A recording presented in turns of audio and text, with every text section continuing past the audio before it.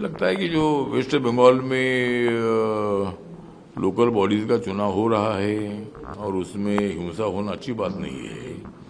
12 लोगों की जो मौत हुई है ये बहुत बड़ी दुखदायक घटना है। तो एक तो राजनीति में इसी तरह की हिंसा होना का गलत बात है। एक तो शांति से, लोकतंत्र में शांति से जिनको मेजोरिटी मिलती है उनको सत्ता में आने का अधिकार है। जिस तरह ममता दीदी बहुत सालों से संघर्ष कर रही थी, लेकिन कम्युनिस्ट पार्टी की सत्ता कई साल तक चलती रही। लेकिन बाद में जब ममता दीदी जब सत्ता में आ गई तब अभी उनको लोगों की साथ मिल रही है।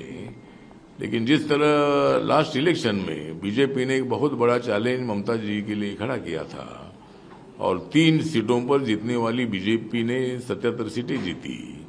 माननीय अमित शाह जी ने एक विश्वास जताया था कि विधानसभा में कम से कम 200 सीटें बीजेपी की आएगी, लेकिन बीजेपी को 77 सीटें मिली। लेकिन बीजेपी के आंकड़े है कि कम से कम 97-98 सीटें 1000-2500 वोट से हारी थी। तो इसलिए हारी थी कि वहाँ माननीय ममता दीदी जी ने एक इमोशनल एटमॉस्फेयर तैयार किया था और ममता दीदी जी का एक्सीडेंट हुआ था, वो व्हील चेयर पर घूम रही थी और दूसरा भी एक प्रचार हुआ कि भाई ये लोग बाहर से आए हैं, ममता दीदी को हटाना चाहते हैं। तो लोगों ने कांग्रेस पार्टी को और कम्युनिस्ट पार्टी को बिल्कुल वोट नहीं दिया। पूरा वोट जो है ये ममता दीदी को मिला, इसलिए पहले से भी ज्यादा सीटें उनको मिली थी। तो वहाँ जो गुंडागर्दी है उस गुंडागर्दी में जो तृणमूल कांग्रेस के लोग ही ज्यादा गुंडागर्दी करते रहते हैं और अभी चुनाव में शायद ये बीजेपी को अच्छी सीटें मिलने की संभावना है।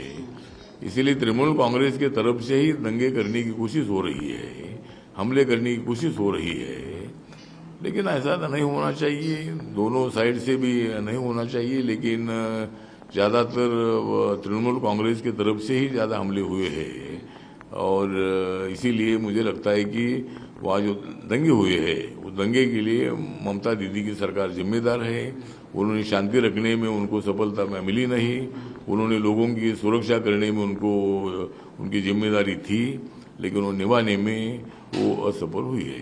सर, वही संजय राउत कहते हैं कि जो पश्चिम बंगाल में हिंसा हुई है उसकी जिम्मेदार बीजेपी है, बीजेपी वहाँ चुनाव नहीं कराना चाहती इसलिए हिंसा कर रही है, ऐसा संजय राउत का बयान है। सर, मुझे लगता है कि बीजेपी चुनाव न कराने का विषय नहीं है। बीजेपी लोकतंत्र को मानती है, बीजेपी को मालूम है कि हर चुनाव उनका पीरियड खत्म होने के बाद होता ही है। तो बीजेपी ऐसा नहीं चाहते, ऐसा बिल्कुल नहीं है। ये तो संजय राउत का बयान बिल्कुल झूठा बयान है और बीजेपी को ऐसा नहीं चाहती कि भाई वहाँ इलेक्शन नहीं होना चाहिए। जिस तरह भी कुछ राज्यों में इलेक्शन हुए, कर्नाटक में हुए, वहाँ सरकार बीजेपी की आई नहीं, तो बीजेपी सरकार चुनाव नहीं करना चाहती थी, ऐसा बिल्कुल नहीं होता है। तो चुनाव की सिस्टम होती है और इलेक्शन कमीशन वो चुनाव की डेट तय करता है, उसमें सरकार का कोई संबंध होता नहीं। इसीलिए संजय राउत के बयान में कुछ तथ्य नहीं है। दंगे करने में मतलब तृणमूल कांग्रेस ही वहाँ जिम्मेदार है। सर, वही कल नासिक में शरद पवार ने कल सभा ली, सभा में उन्होंने कहा कि बीजेपी का ये तंत्र है कि 2024 तक जो लोकसभा चुनाव आएंगे जितने भी राज्य के लोकल या जो रीजनल पार्टी है उनको खत्म किया जाए, ये बीजेपी की तारीफ मतलब साजिश है। पवार साहब बोले होंगे, लेकिन कौन पार्टी को कोई खत्म नहीं कर सकता है। पार्टी का अस्तित्व तो हर जगह पर होते रहता है। लेकिन पवार साहब ने बोला कि भाई जिस तरह पार्टी टूट रही है तो उसके लिए बीजेपी को जिम्मेदार ठहराना ठीक नहीं है। पवार साहब भी अगर बीजेपी के साथ आते थे तो उनकी पार्टी नहीं टूटती थी। उद्धव ठाकरे अगर बीजेपी के साथ आते तो उनकी पार्टी नहीं टूटती थी। तो ये पार्टी टूटने के लिए उनके नेता जिम्मेदार है।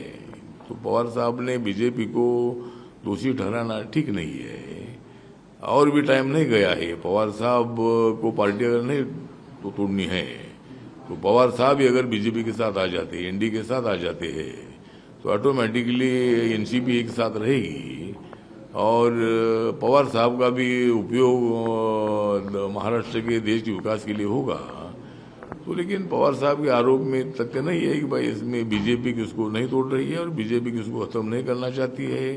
लेकिन बीजेपी सत्ता 2024 के हाथ में लेना चाहती है, नरेंद्र मोदी जी के नेतृत्व में सरकार बनाना चाहती है तो उसके लिए हम किसी पार्टी की तोड़फाड़ करने का काम हमारा बिल्कुल नहीं है, और ये चोट के लिए बीजेपी को जिम्मेदार ठहराना सही बात नहीं है। सर, आप भी एनडीए के हिस्सा हैं, क्या शरद पवार को आप न्योता देते हैं एनडीए में शामिल होने का? आप भी एनडीए में? अभी शरद पवार तो शामिल हो गए नहीं, लेकिन अभी अगर इतनी पवार साहब के ऊपर जो आज वक्त आया है, इतनी उम्र में उन्होंने घूमना अच्छी बात नहीं है। उनके बारे में हमको आदर है, और इतनी तकलीफ लेना इतनी उम्र में ठीक बात नहीं है। तो इसीलिए मुझे लगता है कि अगर पार्टी में फूट नहीं होती थी तो शायद उनको इतना घूमने का भी कोई आवश्यकता नहीं होती थी।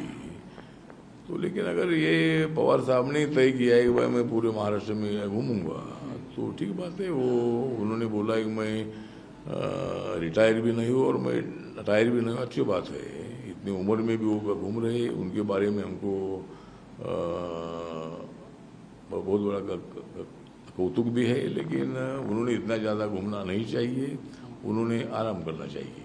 सर, एक और सवाल जानना चाहेंगे। कैबिनेट का विस्तार होने वाला है, सरकार बन चुकी है, एक साल एनसीपी भी शामिल हो चुकी है, आप भी क्या मांग करते हैं? क्या कैबिनेट में आपको भी हिस्सा मिलेगा सर? और किन लोगों से आपकी बात हुई? क्या देवेंद्र फडणवीस से, एकनाथ शिंदे से बात हुई है? क्या मांग करते हैं?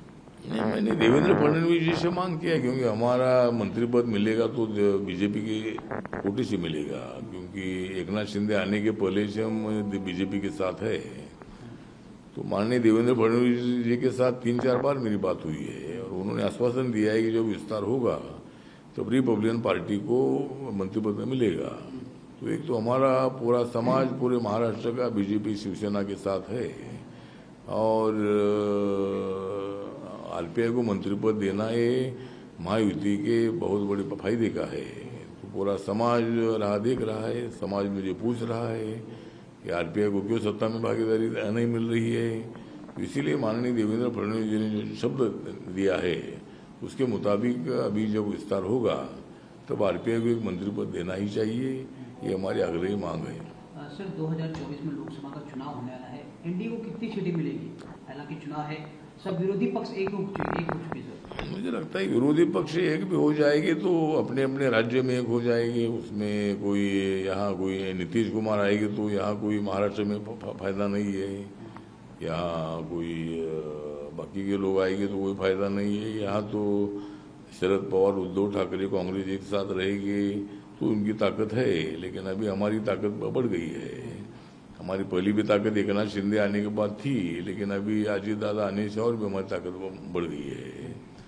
इसीलिए महाराष्ट्र में भी हमें बहुत अच्छी सीटें मिलेगी, और पूरे देश भर में जिस तरह लास्ट टाइम बीजेपी को 303 सीटें में मिली थी, और तब भी माननीय राहुल गांधी जी ने राफेल के मुद्दे पर मोदी जी को घेरने का काम किया था, लेकिन सुप्रीम कोर्ट ने बोला कि इसमें कोई भ्रष्टाचार राफेल में बिल्कुल नहीं हुआ है, और राहुल गांधी को माफ़ी मांगनी पड़ी थी। तो इसी तरह मोदी जी पर गलत इल्ज़ाम लगाना ये अच्छी बात नहीं है। मोदी जी एक पॉपुलर नेता है, मोदी जी एक विकास के लिए काम करने वाले नेता है, और इसीलिए मोदी जी के खिलाफ इतने लोग इकट्ठा आ रहे हैं, ये हमारे लिए बहुत फायदेमंद है।